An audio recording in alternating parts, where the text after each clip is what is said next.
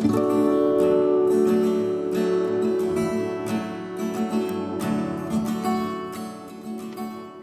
everyone, it's Danny. Welcome back to another project for the Cocoa Vanilla Studio design team. Today I am going to be scrap lifting the amazingly talented Anita Bounds, who is on the design team with me. This is the layout I'm going to be scrap lifting of hers. We are going to be scrap lifting each other on the block this week, so that's very exciting. So keep an eye out for her version of one of my layouts at some point. But I am just getting started with this cut file. This is from Copa Cut Files, and it is the Balloon Bicycle cut file. She has quite a few bicycle cut files that are similar, but the things in the baskets change up and the theme is slightly different. So if you are looking for it, that is the exact cut file, the Balloon Bicycle. So I have gone ahead and actually cut out all the bits and pieces to back my cut file with on my silhouette. This is not something I would typically do, but I accidentally cut the cut file a little bit thin, so you can see the pieces of the white cut file are very slim and delicate, and I actually tore a little bit on one of the wheels.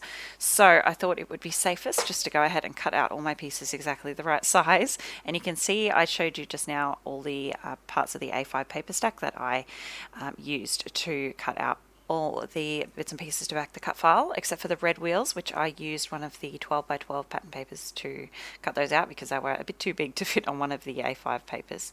Oh, obviously I'm working with the new Sunkissed Collection. I totally forgot to mention that. I'm very excited. This is my first layout using it. Of course, I just had to get stuck straight into it.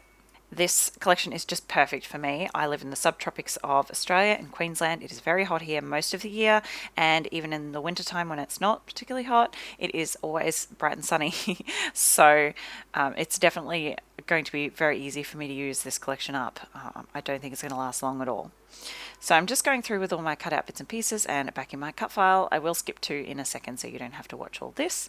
But I basically just did the wheels in red, and I did the frame of the bike in the darker blue color that is in the A5 paper stack, the leopard print, there you go. The basket and seat and handlebars and the pedals I did in that wood grain, and then the balloons I did in the spotty pattern and the pink stripe. So this is the photo I'm scrapping. You can see why I chose the colours I chose, because my son has he had a Thomas the Tank Engine bike in this photo, and it is red and blue. So these colours are just perfect to scrap this photo.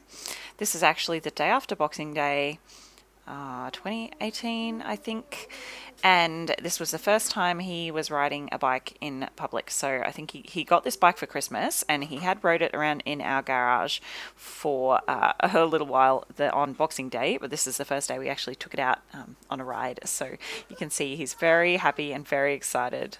Super special memory to get documented. So I'm just going to use a couple of the papers that I used to back my cut file to map my photo with. It's a good way to use up pieces that you've already cut into. So I did a nice layer of that spotty print, enough so you could see the spot pattern, and then just a very thin layer of that pink to separate my photo out from the background, because it is a pattern paper background, but it is quite a light, bright color. So I just wanted to make sure that photo really stood out. So I am using the cloud pattern, and that is called Just Chillin'. I love the names. And I'm just going through now and sticking my cut file down. The beautiful thing about scrap lifting someone is all the design choices and the placement are already taken care of for you. So I know this cut file is not going to move. I'm just sticking it down in kind of key places so that it is not going to move around on the page too much and annoy me while I'm trying to embellish. Of course, I had to use some of the glitter foam titles. They are just gorgeous. I couldn't wait to get my hands on these. So Anita's title was Summer Fun. So I'm going to take that theme and use the word summer from the foam titles. Just trying to get it stuck down right. I didn't realize until I'd already stuck it on my photo that my photo wasn't glued down. So I'm just messing with it to make sure it's in the right place, and then I'll stick my photo down. Whoops. Oh well. It's fine in the end. I do end up changing up this second part of the title though, so instead of Summer Fun I will have Summer Days, just because I spotted this clear sticker in the clear sticker pack obviously, and I thought the size of it was perfect to fit in that space, and it fits just perfectly, and it's the right colour as well. And I actually used quite a few clear stickers on this layout. I'm historically not the best at using my clear stickers, but I really love these, and I used a lot of them on this layout, so I feel like I'm going to actually go through them pretty quickly.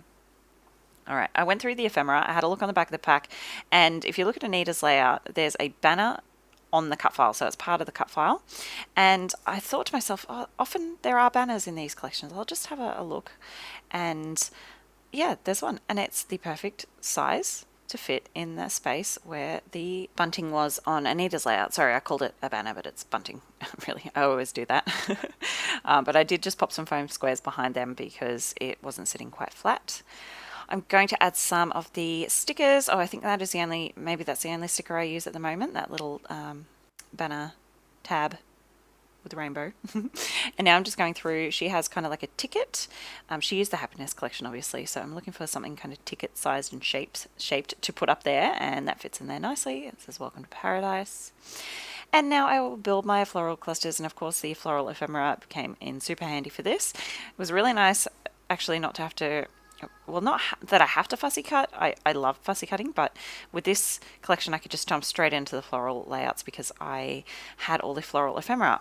Usually I have to take a day or two to fussy cut my favorite floral papers, but this has all this all ready for you, and it was just so easy to build these clusters. So I'm just trying to vary the colors, add some foliage in.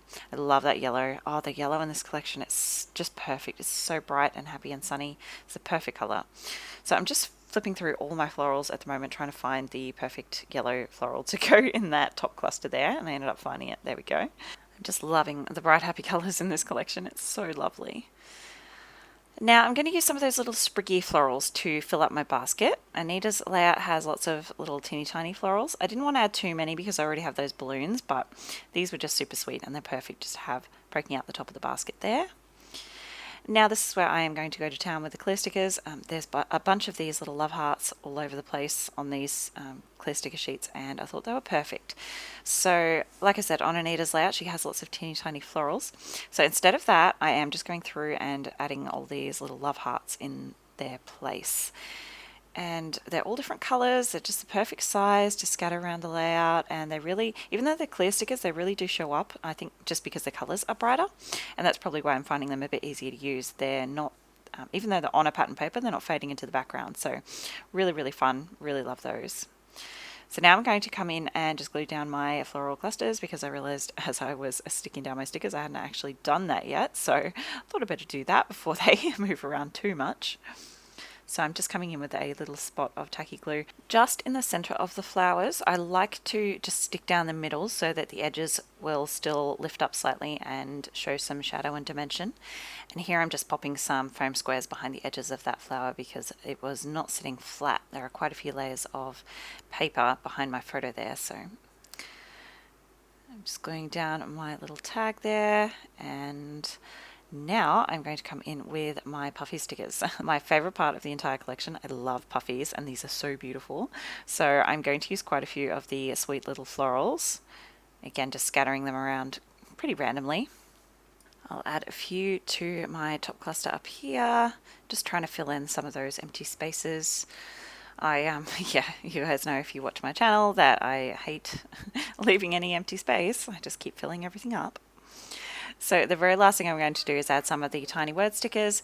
These went on Anita's layout, but I just love them. I can't help it. So, and the sentiments are just perfect for this layout. So I'm just going to scatter these around. I'll place them in 3 places. At the bottom of my photo there, I'll tuck one in amongst the florals in the basket, and then one within the floral cluster at the bottom right of my layout. And that will be my layout finished. Thank you so much for joining me today. I really hope you enjoyed my take on Anita's beautiful layout. Make sure to check the description box below for links to the blog post and to the Cocoa Vanilla Studio Facebook group.